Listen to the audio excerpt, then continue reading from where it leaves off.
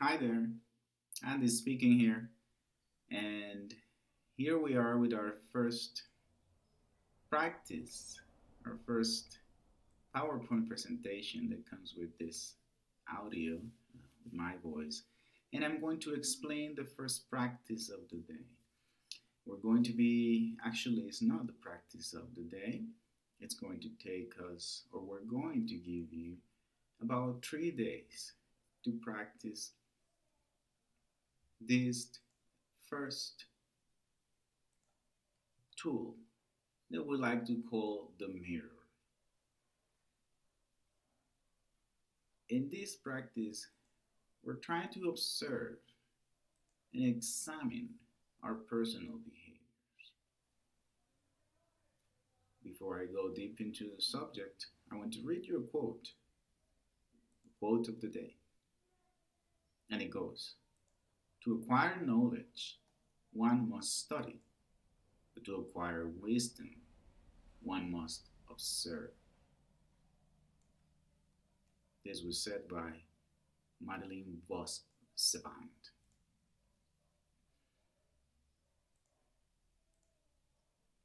The goal of this practice is to look at yourself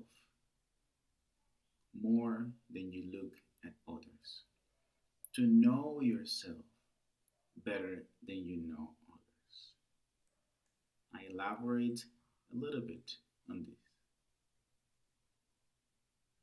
If you observe yourself throughout the day, most of the time we are projecting, we are looking outside of us, we are learning, we are taking, we are interacting.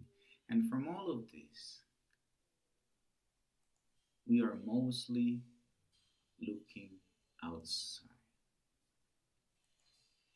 The one thing we're doing the most, in most of cases, is judging. During these 3 days, I want to invite you to use consciously your time to look at the mirror, to look at yourself, to stop for a moment, judging, making assumptions about what others are doing and why are they doing it, and simply just take things as they are. Now, how do we practice this? Well, I'm going to share with you a few different tips or tools that we can use throughout the day to keep ourselves into the practice. One of them is to witness. See throughout your day as if you are just an observer. The first tip or tool that I want to give you to use during these 3 days is to witness throughout your day. And as your day is going by, I want you to become an observer as much as possible. Live your life normal. Don't change anything, but observe as when you go to the movie theaters and you sit down and look at the screen.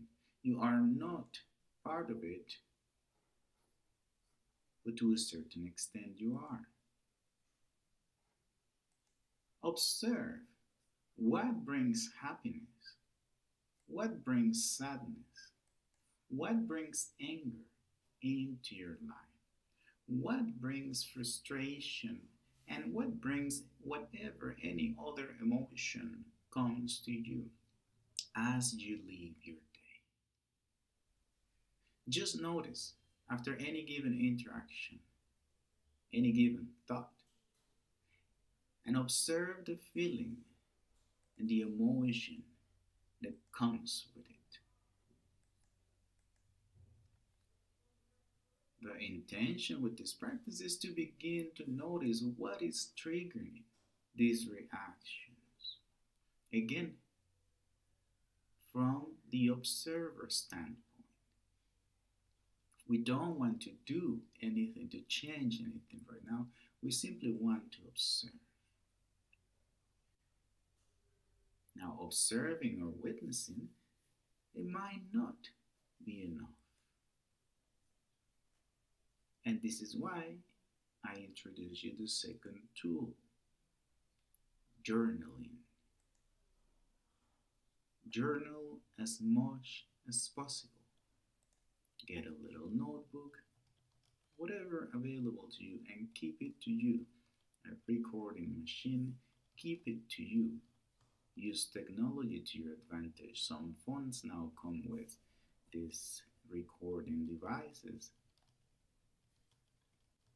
Use it to journal when a feeling arises. What happened prior to this feeling, to the emotion arising, to a reaction? What happened prior to this reaction? Journal, especially if you believe it's something important, even if you don't. Try to journal and remember as much as possible. Don't wait until the end of the day to journal, since this might not be as effective. We might forget certain details and the sequence of events. So try to do it as soon or as close as possible to the event. Either it was a thought and there was an emotion or a feeling that arises. Either there was an emotion that arises after an interaction with somebody else. Write it down or record it right away. Finally, the third tool we want to share is avoid judging. What do we mean with this? We mean don't punish yourself. Once you find yourself or you realize your reaction was not the ideal one to the situation, just accept things as they are in the present moment.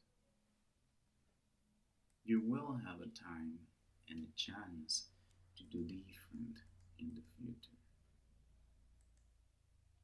Now let's elaborate a little bit more into all of the three practices.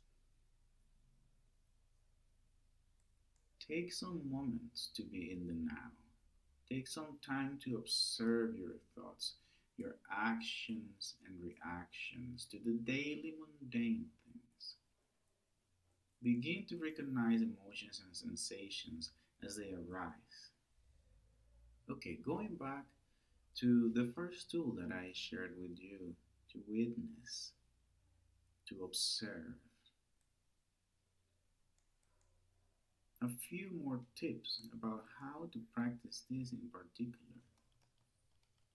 I recommend you to consciously, at some points, as many times as you can during your day, take some moments, take a time to be here now, to be present.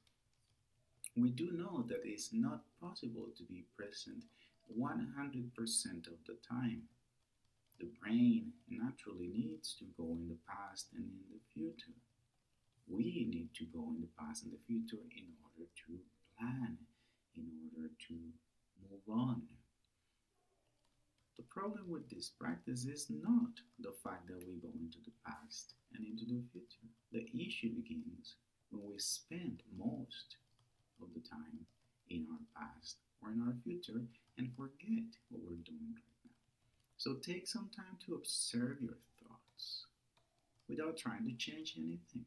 Observe your actions as you're performing an action. Just be there, as if you're in the movie theater, observing yourself doing that thing. Observe yourself with all these reactions, automated reactions we have in our daily mundane life.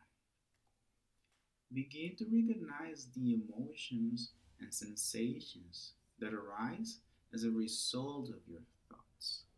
as a result of your words, your actions, and interaction with the world around you. Also, notice how attached you could be or you are to your beliefs and ideas. Avoid rationalizing, saying things like, but I'm right, or it makes sense.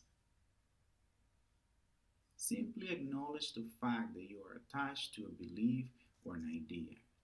Notice how your reaction and responses affect your environment and people in it.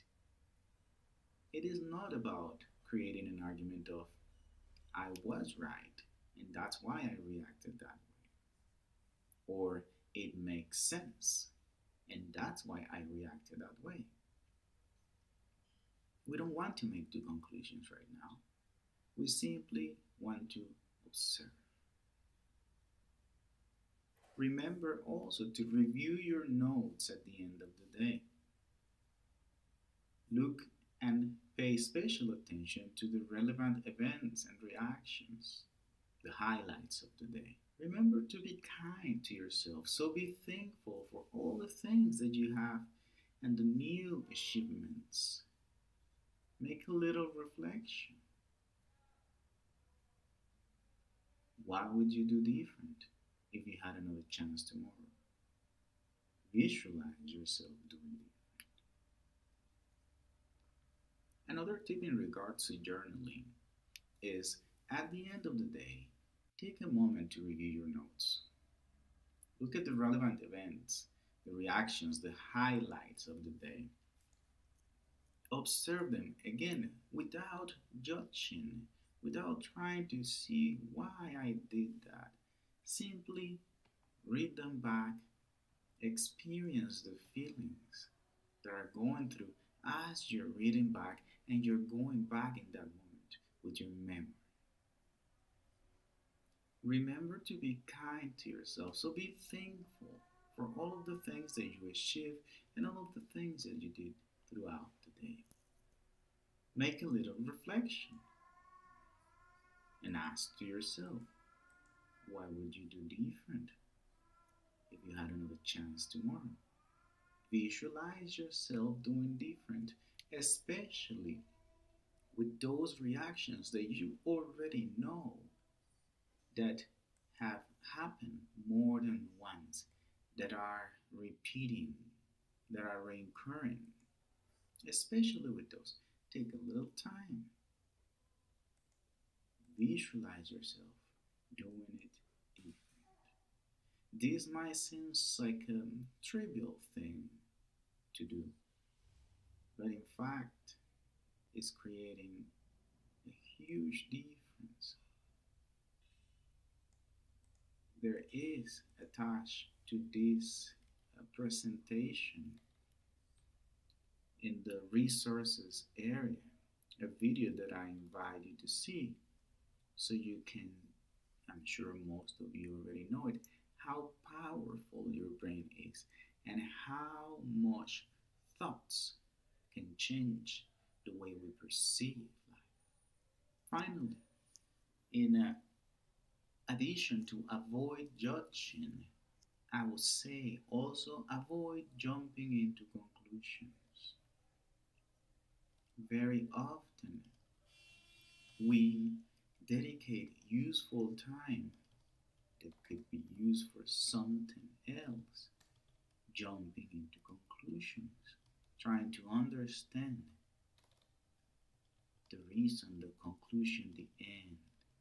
So avoid changing anything, just observe and take it as it is. Take things as they are. This phrase on its own, we might already heard it in the past, and it sounds also quite simple. Remember, some of the most powerful tools we have to change our lives are the most simple ones. When we say take things as they are, we are inviting you to not judge, to not make stories, to not jump into conclusions. Just keep your mind open and wondering. Yeah, it happened. Why? Who knows?